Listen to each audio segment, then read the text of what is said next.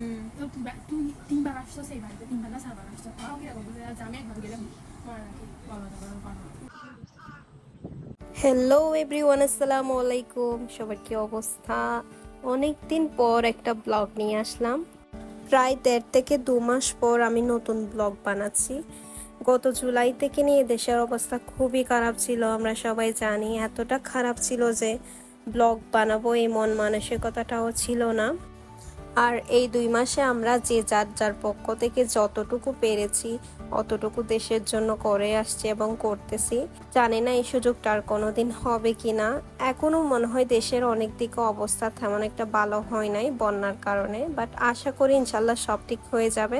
Basically আজকের ব্লগটা হচ্ছে লাস্ট ফ্রাইডের ব্লগ। ওই দিন নানুকে আর আমার কাজিনদেরকে আর আন্টিকে দাওয়াত দেওয়া হয়েছিল, আর আমি সেদিন চাউমিন রান্না করার দায়িত্বে নিয়োজিত ছিলাম আর কি। মানে আমার রান্না করা চাউমিনটা নাকি সবার অনেক বেশি ভালো লাগে, তাই আমিও আমার বেস্ট এফোর্টটাই দিয়েছি সবার সে পছন্দ মতো চাউমিনটা রান্না করার জন্য। ফার্স্টেই নুডলসের মতো সিদ্ধ করে ফেলতে হবে, জাস্ট সিদ্ধ করার টাইমে একটু হলুদ দেওয়া লাগে। দেন চাউমিনের জন্য আমি আলাদা একটা সসও রেডি করেছিলাম। ওইটাতে প্রথমে বেশি পরিমাণে টমেটো সস অ্যাড করতে হয়, দেন ধনেপাতা, কাঁচামরিচের পেস্ট, কর্নফ্লাওয়ার, গোলমরিচ, পরিমাণ মতো চিনি, দেন হালকা করে ভিনেগার দিয়ে সব কিছু মিক্স করে ফেলতে হয়। এইখানে আমার সসটা রেডি। দেন এখানে হচ্ছে আমি চাউমিনের জন্য যা যা লাগে সব কিছু আগে থেকে রেডি করে রেখেছিলাম। আপনারা চাইলে এখানে ভেজিটেবল হিসেবে ক্যাপসিকামও দিতে পারেন। খেয়াল রাখতে হবে যাতে চিকেনের সাইজগুলো একটু বড় হয়। এখন হচ্ছে রান্না করার পালা। প্রথমে তেলের মধ্যে আদা বাটা আর রসুন বাটা দিয়ে চিকেনগুলোকে ফ্রাই করে ফেলতে হবে যাতে একটু ক্রিস্পি থাকে। চাউমিন রান্না করার সময় তেলের পরিমাণটা একটু বেশি দিলে ভালো হয়। এখানে হচ্ছে পেঁয়াজ কুচি আর কাঁচামরিচ দিয়ে একটু নাড়তে হবে। দেন ডিমটা এক সাইডে ফ্রাই করে ফেলি, তারপর বাকি যেগুলো ভেজিটেবল থাকবে সব কিছু দিয়ে দিতে পারবেন। তারপর চাউমিনগুলো দিয়ে তার উপর সসগুলোও অ্যাড করে দেই। এখন হচ্ছে সবচেয়ে টাফেস্ট পার্টে, মানে চাউমিনগুলো নাড়তে খুব বেশি অসুবিধা হয় একটু বেশি লম্বা লম্বা হওয়াতে। রান্না করা চাউমিনটা একদম রেডি, অ্যান্ড প্রতিবারের মতো এবারের চাউমিনগুলো অনেক বেশি মজা হয়েছে, সবার অনেক বেশি ভালো লেগেছে। আপনাদের কেমন লেগেছে সেটাও কমেন্টে জানাবেন। দুপুরে আম্মু লাঞ্চের জন্য অনেক কিছু রান্না করেছিল। শুক্রবার মানেই আসলে মজার মজার খাওয়ার। সেদিন পুরাটা দিন অনেক বেশি ভালো গিয়েছিল, বাট সবসময় সব ক্লিপ আসলে নেওয়াটা পসিবল হয়ে ওঠে না। এটা হচ্ছে এর পরের দিন আমি আমার ফ্রেন্ড নাইমার বাসায় যাচ্ছিলাম, আর ওইখানে গিয়ে আমি ভুলে যাই ওর বাসাটা এক্স্যাক্টলি কোন ফ্লোরে। এই কারণেও আমাকে অনেক বকাবকিও করে। তো তুই তিনবার আসছো সেই বাড়িতে, তিনবার না চারবার আসছো, তাও কিরকম যে আমি একবার গেলাম মনে রাখি বলো বলো।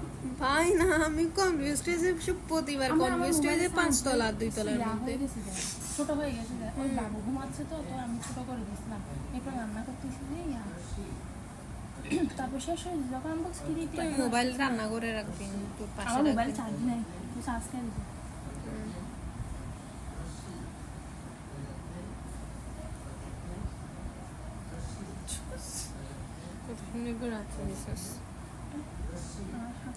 ভাই আমার প্রচুর চুল যাচ্ছে, অনেক কমে গেছে আমার চুল।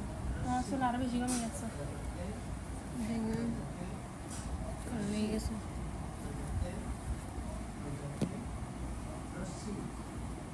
আমাকে মঞ্জুরিকার মতো বকাবকি তো করছে, সাথে কিন্তু অনেক কেয়ারও করছে নাইমা আমার। নিজ হাতে খাইয়ে দিল, আবার মাথার চুলও আঁচড়ে দিল। এবার আসি আপনাদের সাথে একটা নতুন মেহমানের সাথে পরিচয় করাই দেই। এটা হচ্ছে মেহরাব। এখনো অনেক ছোট, অনেক পিচ্ছি একটা বাবু। ওর জন্য সবাই দোয়া করবেন, and don't forget to say মাশাআল্লাহ গাইস। সেদিন আকাশ অনেক বেশি মেঘলা ছিল, ওয়েদারটা এক্স্যাক্টলি ওই রকমই ছিল যেমনটা আমরা চাচ্ছিলাম। আমি আর নাইমা এখানে শাড়িও সিলেক্ট করে নেই, কারণ ওর আর আমার অনেক দিন ধরে প্ল্যান ছিল যখন ওর বাসায় যাব দুইজন মিলে শাড়ি পরবো, দেন সুন্দর সুন্দর করে অনেকগুলো পিকচার অ্যান্ড ভিডিওস তুলবো। ভাবলাম এর চেয়ে ভালো সুযোগ আর হতে পারে না। ঠিকভাবে দুইজন রেডি হয়ে তাড়াতাড়ি করে ছাদে চলে যাই। সেদিন চারদিকে এত বাতাস ছিল, অনেক বেশি ভালো লাগতেছিল, আর ওদের ছাদ থেকে বাইরের ভিউটা আরো বেশি জোস লাগতেছিল। সেদিনের ওয়েদারটা আসলেই সুন্দর ছিল।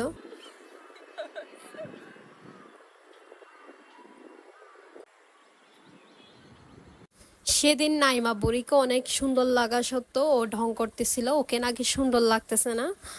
যাই হোক, আমার ব্লগটা এখানেই শেষ। ইনশাল্লাহ নেক্সট ব্লগে আপনাদের সাথে দেখা হবে আবারও। টিল দেন সবাই ভালো থাকেন, সুস্থ থাকেন। আল্লাহ হাফেজ।